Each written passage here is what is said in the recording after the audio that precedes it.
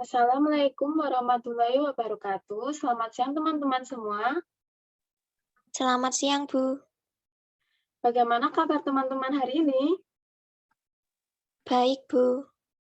Alhamdulillah ya, semoga kita selalu dalam keadaan sehat walafiat. Sebelum memulai pembelajaran pada siang hari ini, marilah kita berdoa menurut keyakinan kita masing-masing. Berdoa mulai. Selesai? Oh iya, teman-teman, saat ini kita sudah diperbolehkan membuka masker.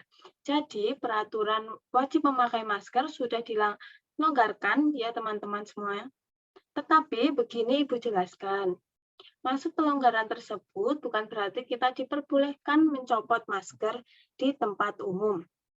Namun, kita harus mengetahui tempat atau lokasi mana saja yang diperbolehkan untuk melepas masker, seperti ruangan tertutup, ruangan yang sepi pengguna, dan area terbuka yang tidak padat orang.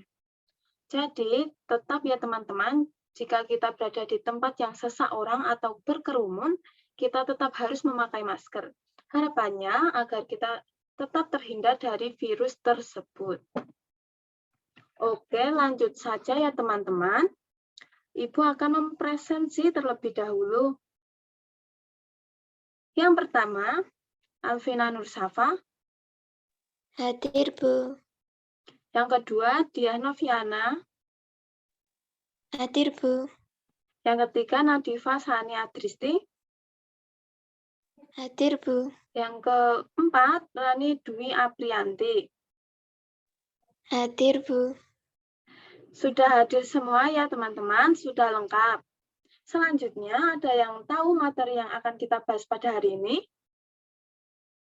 Belum tahu, Bu. Wah, jangan-jangan ini pada lupa ya. Sudah Ibu beritahu minggu lalu sepertinya. Ya sudah, tidak apa-apa. Sekarang kita masuk ke materi tata naskah surat menyurat dalam bahasa Indonesia. Nah, sebelum masuk ke pembelajaran inti, Ibu akan jelaskan tujuan pembelajaran terlebih dahulu. Tujuan pembelajaran tata naskah surat menyurat ini diharapkan siswa dapat mengidentifikasi cara membuat komunikasi tulis, menganalisis tujuan, fungsi, jenis surat, serta bagian-bagian surat dengan cermat. Di sini metode pembelajaran yang Ibu gunakan untuk materi kali ini, Ibu akan menggunakan metode ceramah dan diskusi kelas.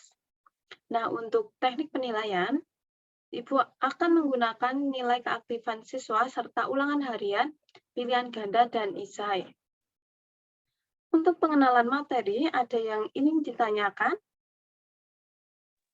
Tidak, Bu. Baik, jika tidak ada yang ingin ditanyakan, Ibu akan mempersiapkan materi terlebih dahulu.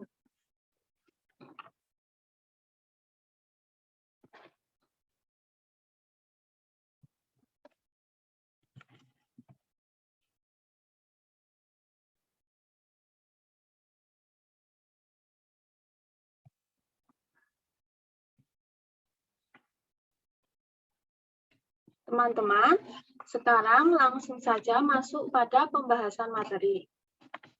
Kita masuk ke materi tata laksana pembuatan surat bahasa Indonesia. Namun, untuk pertemuan kali ini, kita bahas beberapa subbab terlebih dahulu. Oke, langsung saja masuk ke slide pertama. Coba, apa yang ada di pikiran teman-teman jika melihat gambar di layar? Izin menjawab, Bu. Surat menyurat, komunikasi tertulis, pengiriman surat, surat untuk berkomunikasi. Benar sekali ya, jawaban Mbak Vina, pintar sekali. Akan Ibu jelaskan lebih rinci lagi ya setelah ini. Nah, Ibu akan masuk ke penjelasan materi, yaitu pengertian surat. Di sini ada yang bisa menjelaskan pengertian surat? Jawabannya cuma singkat saja. Kalau belum tahu, boleh cari di internet atau buku. Izin menjawab, Bu. Kertas yang bertuliskan dengan maksud tertentu. Oke, pintar sekali yang dijelaskan oleh Mbak Diah. Sudah benar. Ibu akan menambahkan sedikit ya. Menurut WCS Purwodiminta dalam Kamus Umum Bahasa Indonesia menjelaskan bahwa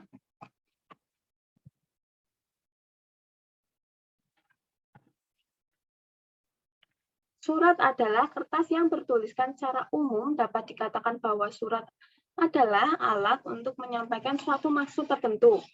Nah, sehingga perlu dipertegas kembali dengan penekanan isi surat berupa sebuah permintaan, pernyataan, pertimbangan, lamaran, penolakan, atau kepentingan yang lainnya. Sampai di sini, apakah dapat dipahami teman-teman? Sudah, Bu.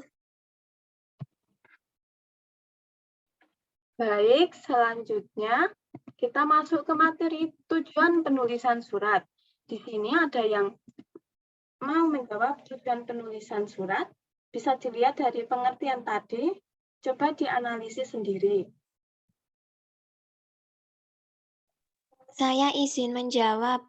Menyampaikan maksud penulisan surat, memberitahukan suatu hal pada pihak lain. Oke, betul sekali, Mas atau Mbak yang sudah menjawab pertanyaan ini ya. Oh, ternyata Mbak Nadifa. Ada yang ingin menambahkan kembali? Oh, diam, oke. Kalau tidak ada, akan Ibu tambahkan.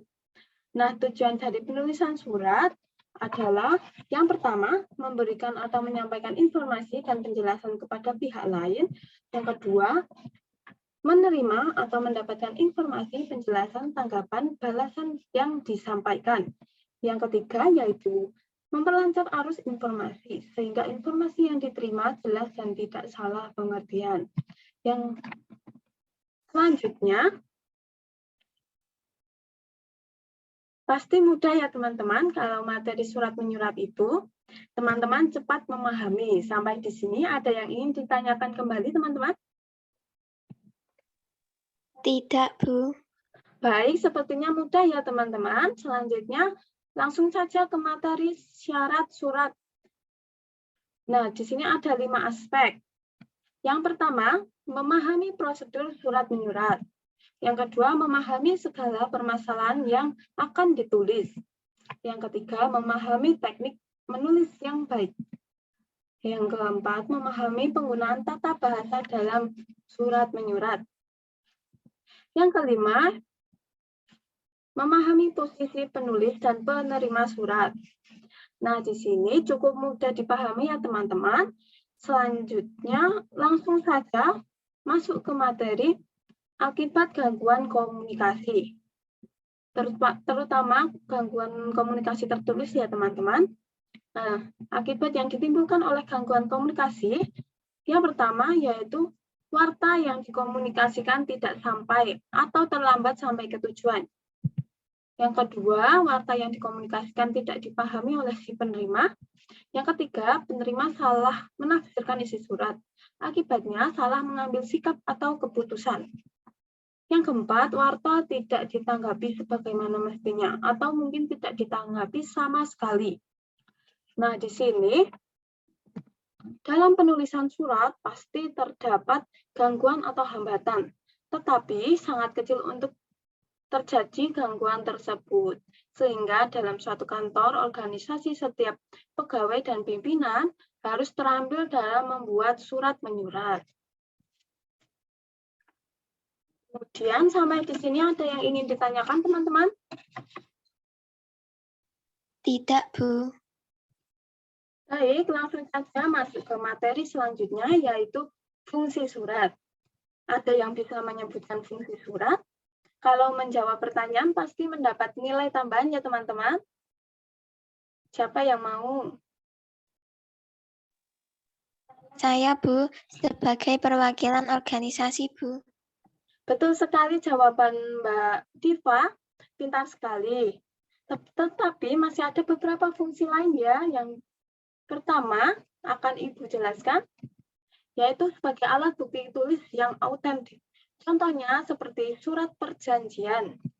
Yang kedua, alat pengingat atau berpikir. Contohnya yaitu surat yang telah diarsipkan.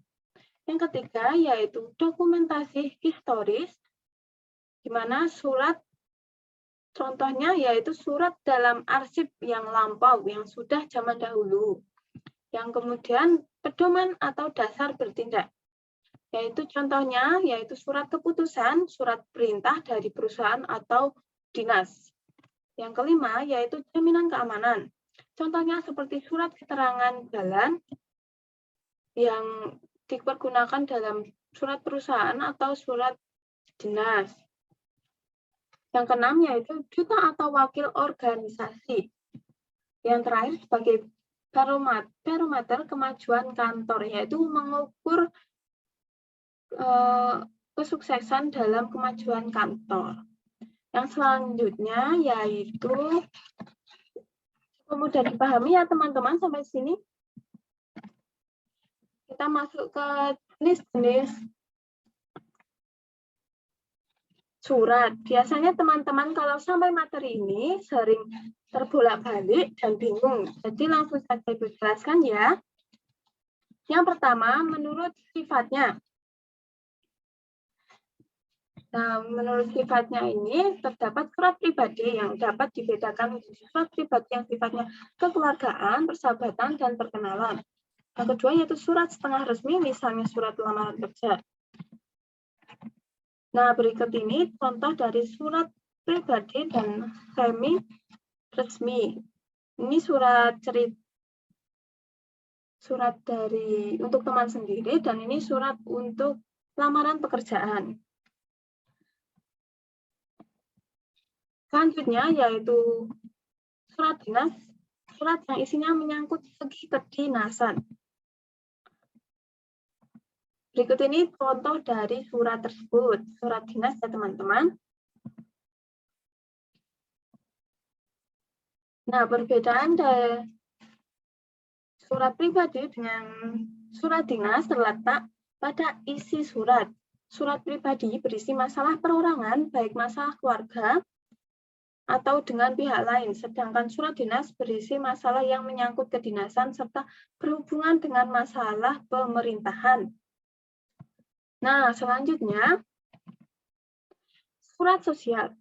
Surat sosial ini dipakai oleh organisasi kemasyarakatan, misalnya untuk perkumpulan olahraga, organisasi kedaerahan, dan organisasi masyarakat lainnya yang sifatnya bukan mencari keuntungan.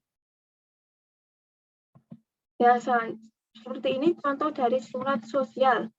Ini surat permohonan bakti sosial ya teman-teman. Contohnya seperti ini.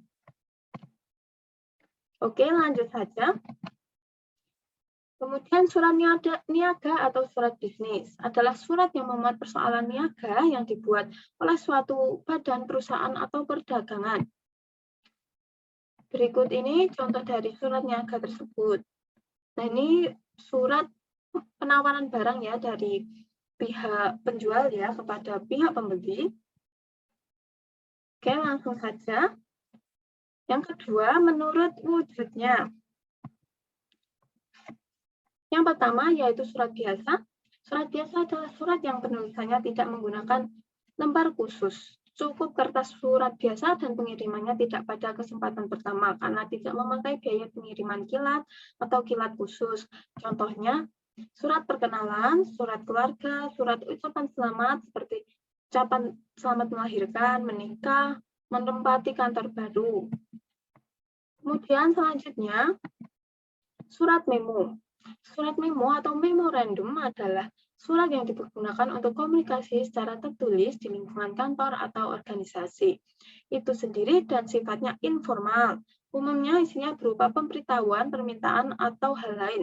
Penulisannya dapat juga diketik atau ditulis tangan.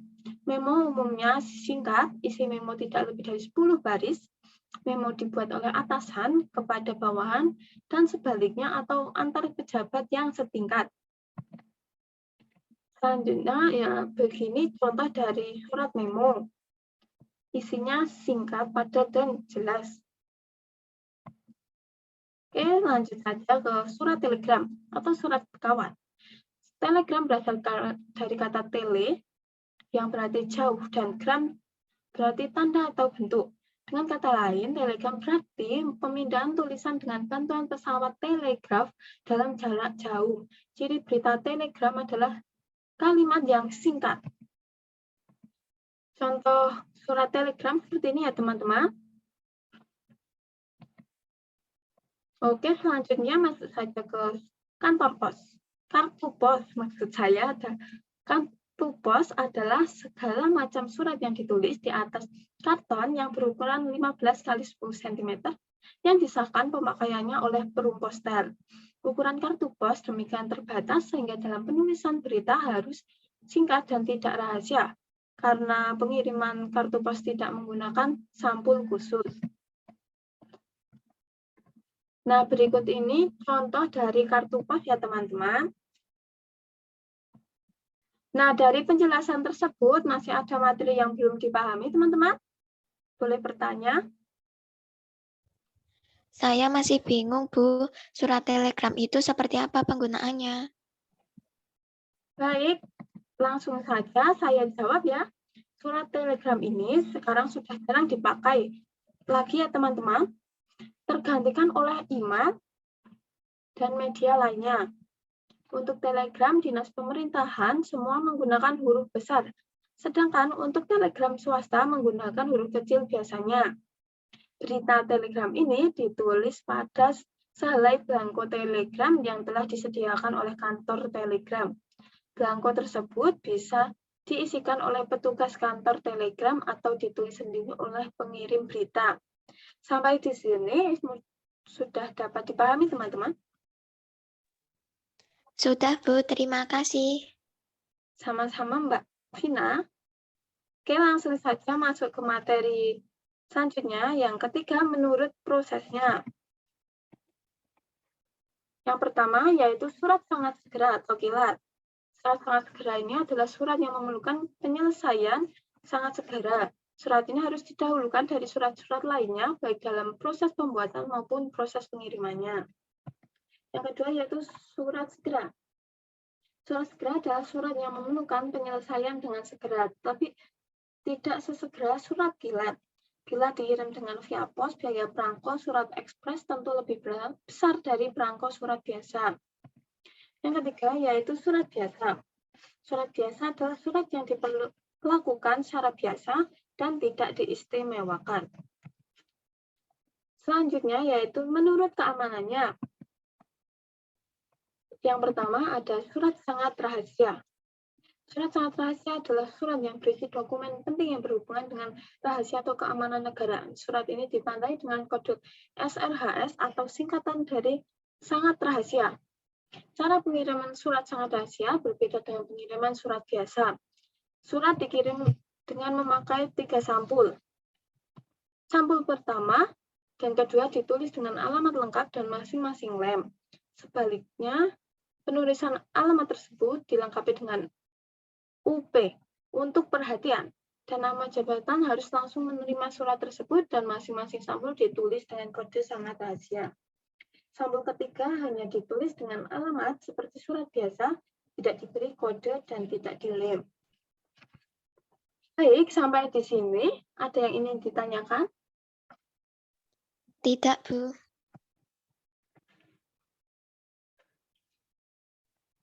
Baik, sekarang pindah ke materi berikutnya. Mengenai bagian-bagian surat. Kalau anak administrasi perkantoran, pasti sudah hafal ya bagian-bagian surat.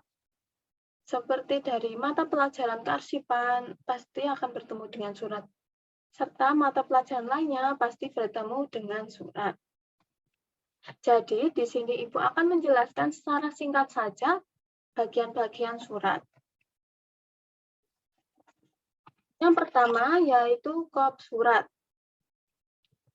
Kop surat ini berisi identitas dari perusahaan atau dinas yang mengirimkan surat. Yang pertama yaitu ada nama perusahaan, yang kedua ada alamat, yang ketiga ada lambang atau logo perusahaan, yang keempat ada kotak pos, yang kelima ada telepon, yang keenam ada jenis usaha. Nah, ini sudah ditunjukkan oleh tanda panah ya, bisa dipahami teman-teman sendiri. Baik, lanjut saja ke nomor surat. Nomor surat ini sudah dijelaskan ya urutannya dari nomor unit dari urutan pengeluaran surat dari perusahaan atau dinas. Yang kedua yaitu kode intern. Yang ketiga bulan pembuatan surat. Yang keempat tahun pembuatan surat. Nah, tapi pada contoh tersebut urutan nomor surat tersebut kurang angka bulan dalam bentuk Romawi ya. Jadi kurang lengkap jika penulisannya seperti ini. Yang selanjutnya yaitu tanggal surat. Berikut ini contoh penulisan tanggal surat yang benar serta penulisan tanggal yang tidak benar. Bisa dibedakan sendiri ya teman-teman. Jadi, nama tempat dan bulan tidak boleh disingkat atau diganti nomor bulannya dengan angka atau singkatan lainnya. Serta tanda baca yang digunakan harus jelas, titik komanya. Oke, lanjut saja ke materi selanjutnya, yaitu lampiran surat. Lampiran surat merupakan jumlah file yang melengkapi sebuah surat, bisa berupa kwitansi, brosur, dan file lainnya. Kemudian ditulis jumlahnya. Mudah sekali ya teman-teman. Kalau satu berkas bisa berupa satu bundle atau berapa lembar. Bisa ditulis per lembar juga bisa. Kemudian sampai dengan materi ini, ada yang ingin ditanyakan oleh teman-teman? Tidak, Bu. Baik, langsung saja masuk ke materi berikutnya, yaitu bagian surat perihal. Perihal ini berfungsi memberikan petunjuk kepada pembaca tentang isi surat. Jika suratnya berisi tentang mengundang orang yang dikirimkan surat, nah perihal yang ditulis dapat berupa ditulis undangan secara singkat saja. Ya, kemudian langsung masuk ke bagian surat kemudian, yaitu alamat surat. Dalam penulisan alamat, banyak terjadi kelemahan-kelemahan yang tidak disadari oleh penulis. Untuk itu, perlu diperhatikan hal-hal sebagai berikut. Dalam penulisan alamat tujuan, kata kepada dan sejenisnya tidak wajib ditulis, asalkan alamat tujuan ditempatkan pada posisi yang tepat. Kedua, yaitu ungkapan yang terhormat atau YTH. Tidak selalu dipakai dalam surat. Ungkapan YTH dapat dipakai sebagai berikut. Jika menulis nama seorang yang dihormati, seseorang bawahan menulis surat kepada atasannya atau sebuah perusahaan mengirim surat kepada relasinya. Jika menulis nama orang yang diikuti, jabatan organisasi atau unit organisasi. Contohnya, yang terhormat Direktur Yayasan Sekar Melati, yang terhormat Kepala Bagian Personalia CP Abadi. Berikut ini contohnya teman-teman ya. Masih pada alamat surat, jika penulisan untuk organisasi atau perusahaan, ungkapan YTH tidak dipakai. Contoh, langsung saja ditulis PT Subur Selalu, Jalan Pemuda nomor 11, Lampung 12110. Nah, berikut ini contoh surat perorangan ya. Contoh halamannya seperti itu. Nah, selanjutnya masuk ke salam pembuka. Nah, salam pembuka ini biasanya tidak wajib digunakan, namun tujuan salam pembuka agar surat tidak begitu kaku dan lebih menghormati pihak yang menerima surat. Berikut ini contohnya ya, bisa dibaca teman-teman sendiri. Ada dengan hormat, salam sejahtera, salam pramuka, seperti itu ya teman-teman. Oke, masuk ke isi surat. Isi surat yang pertama yaitu kalimat alinea pembuka. Yang kedua, isi surat yang sesungguhnya atau isi surat pokok ya teman-teman. Yang ketiga yaitu kalimat penutup. Nah, kalimat pembuka ini berisi sebuah pembuka dalam surat. Contohnya sehubungan dengan surat saudara tanggal titik-titik, berkenan dengan surat saudara tanggal titik-titik. Nah, kalau isi surat berisi sesuatu yang diinformasikan kepada penerima surat, jadi isi surat pokoknya. Yang ketiga, kalimat penutup sebagai merupakan kesimpulan dan fungsi atau penegas isi surat. Nah, ini berisikan atas perhatian saudara, kami ucapkan terima kasih, kami harap kerjasama kita membuahkan hasil baik dan berkembang terus-menerus. Nah, berikut ini isi surat. Yang pertama ini merupakan kalimat pembuka alinea pembuka. Bisa dilihat ya teman-teman. Yang kedua, merupakan isi surat sesungguhnya. Ini berisi isi pokok surat. Yang ketiga, merupakan kalimat penutup sebagai penegas isi surat. Nah, selanjutnya langsung saja ke materi selanjutnya. Nah, tetapi di sini ada yang ingin ditanyakan dari teman-teman. Oh, kalau tidak ada, langsung saja ke materi selanjutnya, yaitu bagian salam penutup. Salam penutup biasa dibarengi dengan tanda tangan dan jabatan pengirim surat. Salam penutup gunanya untuk menunjukkan rasa hormat dan keakraban pengirim kepada penerimanya. Misalnya, pada hormat kami, salam kami, wassalamualaikum. Pada surat resmi biasanya dicantumkan salam penutup. Melainkan cukup disebutkan nama jabatan atau kantor, kemudian dicantumkan nama terang di bawah tanda tangan. Kemudian selanjutnya yaitu salam penutup. Nah, berikut ini merupakan contoh surat perusahaan. Salam penutupnya. Ini surat dinas pemerintahan pada bagian salam penutup ya. Kemudian tembusan. Nah, tembusan ini terletak di sebelah kiri pojok setelah tanda tangan. Tembusan tersebut berisikan pihak-pihak yang perlu mengetahui atau ada hubungannya dengan surat tersebut.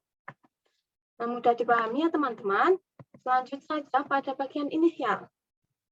Nah, berikut ini contoh bagian inisial. Inisial ini ditulis setelah tembusan. Berisi singkatan nama penulis agar sewaktu-waktu diperlukan mudah untuk mencarinya. Sampai sejauh ini, ada yang ingin ditanyakan teman-teman? Tidak ada, Bu.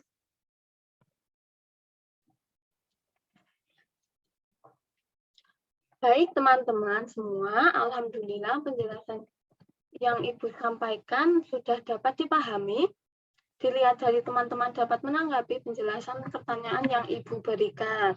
Nah, sebelum pelajaran Ibu tutup, Ibu akan memberikan sedikit kuis untuk teman-teman nih tentang materi yang sudah dipelajari hari ini.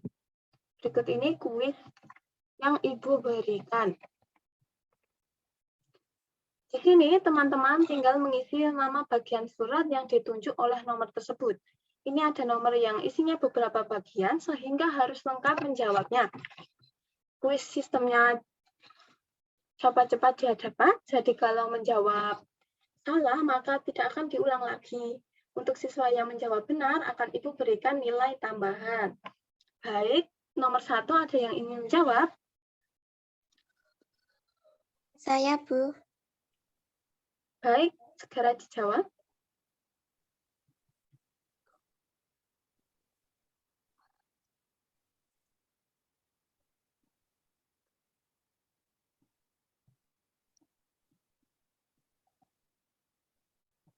Ini siapa yang ingin menjawab ya? Ini berisi kop surat ya teman-teman.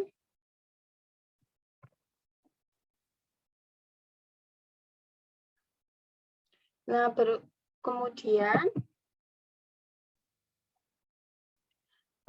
yang kedua ada yang ingin menjawab?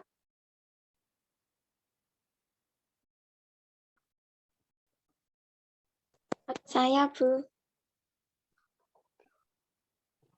Yang kedua, ada yang ingin menjawab ya? Siapa? Monggo silahkan. Langsung saja.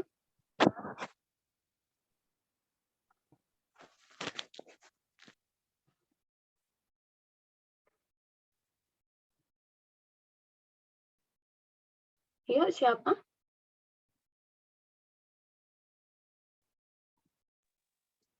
Saya, Bu, tanggal surat. Baik, betul sekali ya. Yang selanjutnya, nomor 3, ada yang bisa?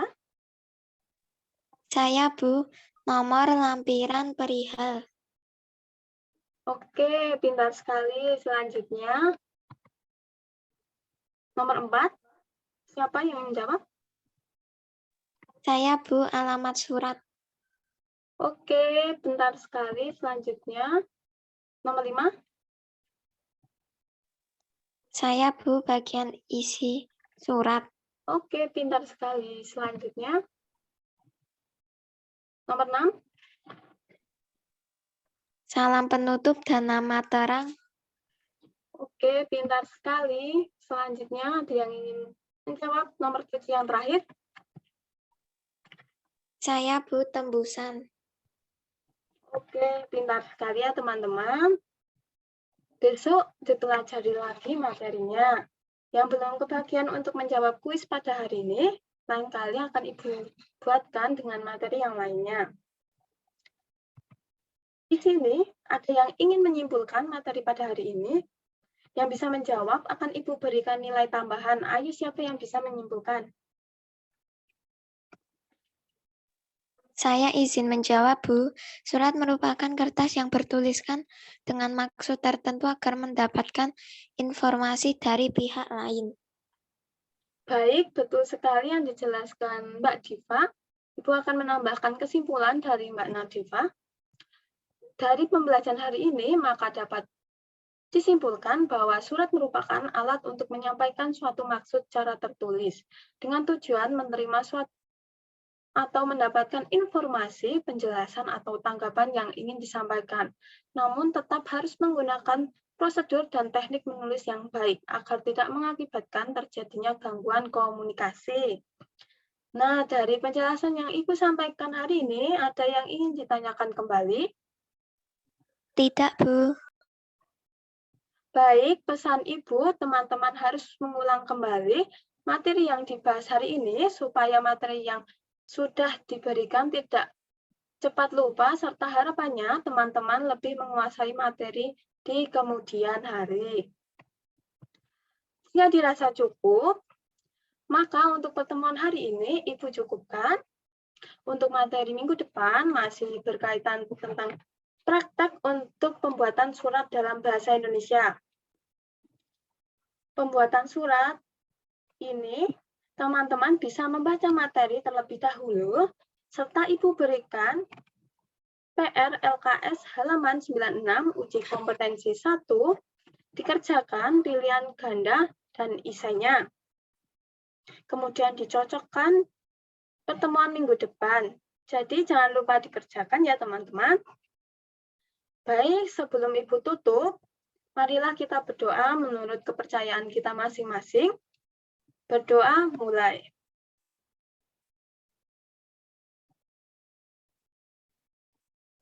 Selesai.